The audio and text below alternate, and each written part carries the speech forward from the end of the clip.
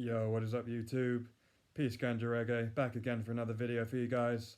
I'm going to do a post-match review for the Arsenal vs Sporting CP game in the Europa League. And yeah, oh my god, what a devastating result. What a way to go out of the cup. Such a shame. I mean, the match finished 1-1 in 90 minutes. And then it went on to extra time. And then it ended up going to penalties. And Sporting, unfortunately for Arsenal, they won 5-3 on penalties. So, absolutely devastating result to lose at home, especially after going 1-0 up from an early goal. It was a great little move. You know, Martinelli down the left wing, cuts inside, has a nice shot. It's saved by the keeper, and then Xhaka in a more forward position. He was there to put the rebound in the net to make it 1-0 to the Arsenal, and we're thinking, oh, this is a great start, an easy game. We're gonna go on from this and go on to the next round. But unfortunately, it wasn't to be. It didn't turn out that way. Even with being at home and with the crowd behind us, with the great atmosphere we had, the 12th man, we just couldn't get over the line. And it's just so unfortunate. It's devastating, to go 1-0 up at home and not win. It's real. It's a choke. We have to win those games going 1-0 up at home. Any other result is a failure. It's such a shame.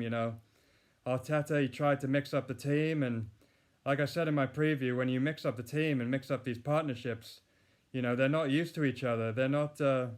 It's not the same as the Premier League squad, So when these people come in and they're not used to each other, it's not going to be the same, He started Jesus, I think he had to come off, and Saliba came off injured early, and Tomiyasu, I think, as well. So it was a pretty harsh start. That kind of messed things up as well. So you probably had to change the formation or the tactics because of that. So that didn't help, but that's no excuse. We have the strength and depth that we signed in January with Jorginho, Trossard, and others that can help us. We have a better squad than Sporting do. There's no excuse. We should have won that game.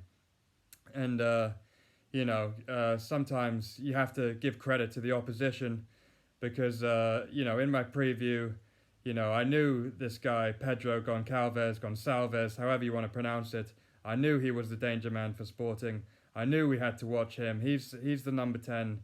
He can score goals. He can do assists. But what a goal he scored. Sometimes you have to give it up, and just what a fucking goal, to be honest. Ramsdale caught out off his line, trying to be a sweeper keeper. Goncalves on the halfway line, Beckham-esque. And he scores a goal from the halfway line. He chips the keeper. It's perfect. If it went slightly over, hits the bar, goes over, slightly under, he saves it, So it was an absolutely perfect goal. And, credit to him. He's a great player. And personally, I think we should have signed him over Vieira. But, that's me. I was saying this before that goal. I said it in my preview. You can go back and see. I knew he was the danger man. So, credit to him. He's a great player. And it was a fantastic goal to make the equaliser go 1-1. And, credit to Sporting. They had a lot of chances. They had a one-on-one where I think his name was Edwards. He should have scored, and it ended up hitting Ramsdale in the face. I said at the time, "Oh, great save," but it doesn't matter how you save it as long as you save it. It hit him right in the face, and it kept it out. And it couldn't get it done in 90 minutes, unfortunately, even though we were pushing right to the end. So credit to the team. We tried hard. But it wasn't to be. It wasn't enough in the end. Extra time, we had a few more chances. I remember Gabriel with a great header. The Sporting keeper made some great saves to keep them in the game. So credit to him. It's well done. You kept them in the game, and that's how they ended up winning. And in the penalties, he made the save that won it. Ramsdale, he had two great chances to make a save. One, he touched it with his fingertips and it still went through him. And then another one went right under him, even though he went the right way. So literally two penalties he could have saved. But, I feel bad for Martinelli. I'm sure he's going to get a lot of stick on social media and all that. But we've got to stick with him. He's a great player. He'd scored like 5 goals in 5 games, so he was on form. Penalties are so harsh.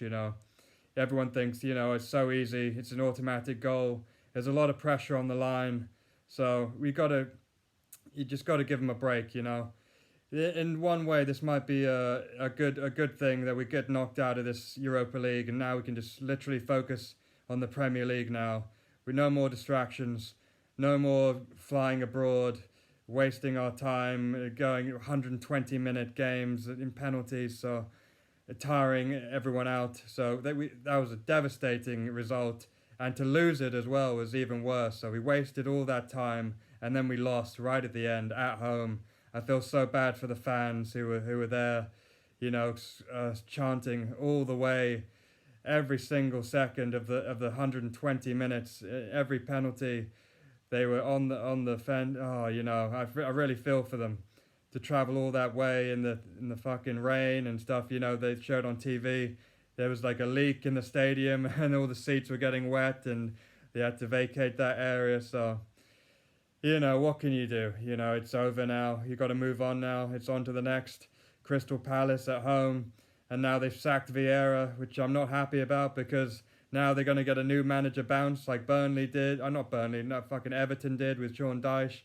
But hopefully it'll be too soon and they won't have anyone to really replace him. But it doesn't really matter. I feel like they're going to play the best they've ever played now against us because now they're trying to impress a new manager. Now they've got a new lease of life, and I don't know what happened with Vieira. He was doing well for a bit, but then they went really stale and stagnant. So many 0-0, so many games with that. They didn't even get a shot on target, but I guarantee you they'll score against us. They'll get shots on target against the Arsenal. So here we go. We move on to the next game. Out of the Europa League again. We cannot win the Europa League. It's just devastating to lose at home to an opposition where we should have beaten, and we went 1-0 up, so not happy. And we have to win the Premier League now. It's a tough run. We still have to go to Anfield away. We have to go to the Etihad away. We have to play Chelsea at home. So some really tough games. It's not over till it's over. Even though we're 5 points clear, we lose one game and City win one, and then we're 2 points ahead, and then we have to go to the Etihad. I feel like we would lose. So it's hard to predict who's going to win, Arsenal or City, even with a 5-point lead. Who would you put your money on if you're a neutral? But if you're a Gooner, hit me with a thumbs up. Come on, you Gunners! It's not over till it's over. We fight till the end. We fight to the death, and now we got to try and win the Premier League.